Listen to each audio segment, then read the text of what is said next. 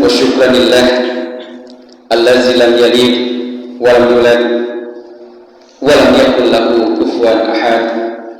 Asyhadu an la ilaha illallah wa anna Muhammadan abduhu wa rasuluhu allazi la nabiyya ba'dah. Amma ba'd. A'udzu billahi minasyaitonir rajim. Falamma balagha ma'ahu sa'ya qala ya bunayya inni ara fil manam anni azbahuka fanzur madza tara qala ya abati fa'al ma tu'mar satajiduni insyaallah minas sabirin. As-Saffat ayat 102. Hadirin yang beriman, kalau makna yang pertama kurban itu dimaknai dengan taqarrub diri kepada Allah didasari dengan dasar ketakwaan, maka yang kedua makna kurban itu kita lihat, makna kurban itu bisa kita lihat dari sejarah Nabi Ibrahim dan putranya Ismail.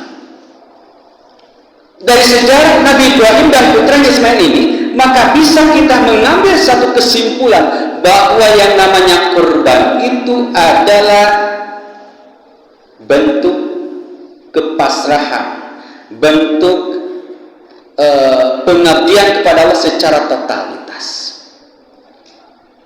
Pengabdian kepada Allah secara totalitas, tanpa batas, tanpa syarat.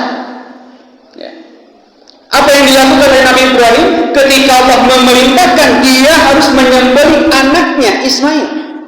Padahal satu-satunya ketika itu Ismail diharapkan bisa melanjutkan perjuangannya Nabi Ibrahim. Falamma balagha ma'ahu sa'ya, ketika umurnya Ismail sudah sampai tingkat dewasa, bisa berusaha, bisa bekerja, bisa berjuang menegakkan dakwah seperti Nabi Ibrahim. Ketika sudah bisa diberdayakan Ismail, kemudian datang perintah Allah. Datang perintah Allah bahwa Nabi Ibrahim harus menyembelih anaknya itu di tanggal 8 bulan Dzulhijjah yang disebut dengan Yaum Tarwiyah. Itu pada hari di mana Nabi Ibrahim mimpi, makanya disebut Yaum Tarwiyah. 2 malam Nabi Ibrahim mimpi yang sama. Di tanggal 9 kemudian sama Nabi Ibrahim mimpi, makanya tanggal 9 disebut dengan Yaum Arafah, hari di mana Nabi Ibrahim begitu tahu dan yakin bahwa impian ini adalah perintah Allah Subhanahu wa taala, ini adalah wahyu dari Allah, bukan hanya sekedar buah dari tidur, tetapi ini adalah perintah dari Allah. Di Yaumul Arafah di tanggal 9 begitu yakin Nabi Ibrahim bahwa ini adalah perintah Allah. Maka apa yang dia impikan kemudian dia sampaikan kepada anaknya, kepada Ismail. Di As-Saffat tadi 102, Nabi Ibrahim mengatakan ya bunayya, wahai anakku, wahai Ismail, inni ara fil manam, sesungguhnya aku ara fil manam, aku mimpi, anni azbahuka, sesungguhnya aku harus menyembelihmu. Wahai anakku, sesungguhnya bapak ini harus menyembelihmu. Panzur madantara, menurutmu, pendapatmu, apa yang akan kau katakan? Bagaimana pendapatmu? Nabi Ibrahim bertanya kepada anaknya, panzur madantara, menurutmu apa pendapatmu?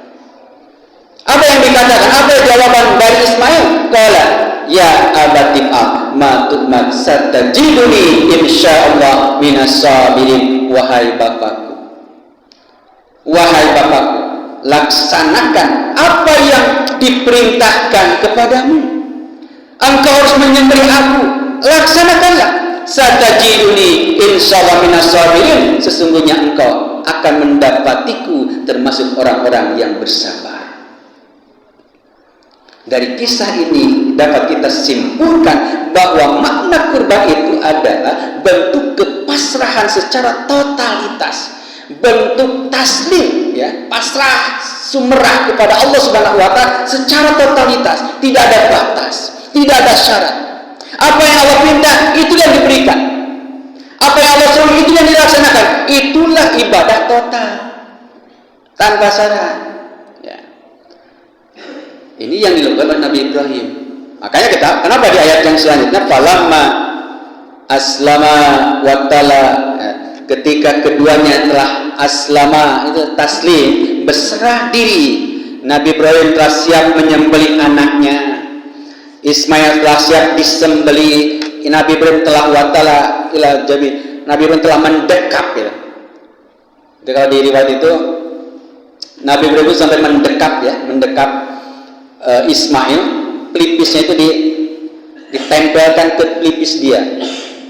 Jadi secara kemanusiaan Nabi Ibrahim pun sama dengan kita. Jadi tidak tega kalau langsung melihat si anaknya Ismail ini disembelih, kemudian melihat wajahnya. Makanya ditempelkan di wajahnya. Jadi dipegang gini. Nah, keduanya telah berserah diri, dan ketika Allah melihat keduanya telah berserah diri, betul-betul melaksanakan, menyempurnakan ujian dari Allah Subhanahu wa taala, maka barulah kemudian Allah menghentikan prosesi penyembelihan Ismail tersebut, dan Allah kemudian mengganti Ismail dengan domba. Jadi belum apa-apa kemudian langsung diganti dengan domba, bukan seperti itu, tetapi sudah terbukti bahwa Nabi Ibrahim hendak menyembelih Ismail, dan Ismail sudah berpasrah untuk disembelih, dan itu sudah terjadi. Barulah kemudian dihentikan oleh Allah Subhanahu wa taala, dan inilah bentuk kurban, pemahaman kurban yang kedua, bahwa kurban itu adalah bentuk kepasrahan diri kita kepada Allah. Ketika Allah memerintah, ketika Allah melarang kita, total apa yang Allah perintah kita laksanakan, apa yang Allah larang kita tinggalkan. Itulah bentuk totalitas dalam berkurban. Makanya ketika insya Allah 2 minggu ke depan kita akan melaksanakan ibadah kurban, di antara yang harus kita perhatikan bahwa makna ibadah kurban yang tadi, yang pertama bahwa kurban itu taqarrub kepada Allah, ya, dengan landasan ketakwaan. Kemudian yang kedua, ibadah kurban kita harus dilakukan dengan secara totalitas, berpasrah diri kepada Allah. Ini mutlak hanya untuk Allah dan melaksanakan perintah Allah, tidak ada yang lain, ya. Maka insya Allah apa yang kita lakukan di 2 minggu ke depan ketika melaksanakan ibadah kurban, insya Allah Allah akan menerima ibadah kurban kita semua sebagai amal soleh kita, dan insya Allah Allah akan mengganti harta-harta kita ketika kita kurbankan. Barangkali itu yang dapat saya sampaikan.